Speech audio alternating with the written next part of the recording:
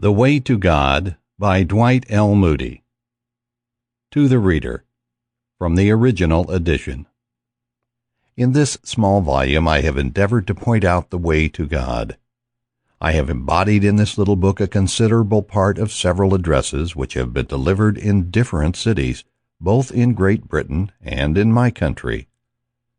God has graciously used them when spoken from the pulpit, and I trust will nonetheless add His blessing now that they have been put into the printed page with additional matter. I have called attention first to the love of God, the source of all gifts of grace.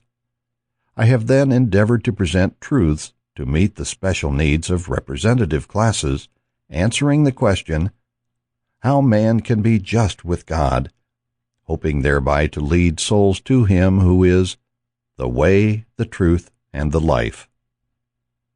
The last chapter is specially addressed to the backsliders, a class, alas, far too numerous amongst us.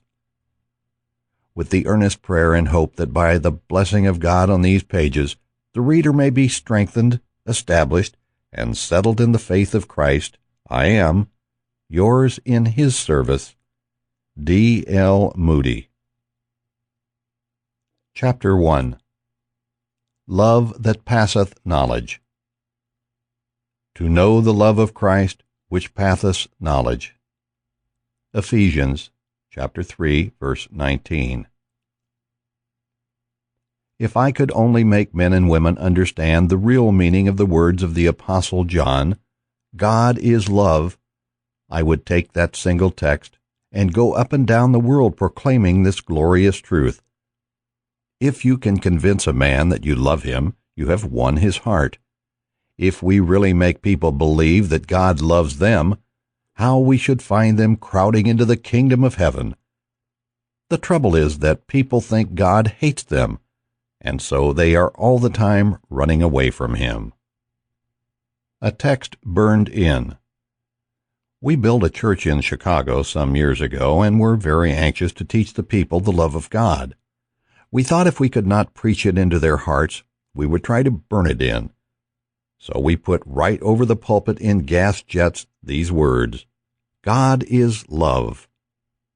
A man going along the streets one night glanced through the door and saw the text. He was a poor prodigal.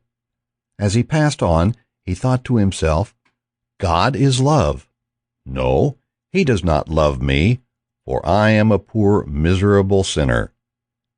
He tried to get rid of the text, but it seemed to stand out. Sample complete. Ready to continue?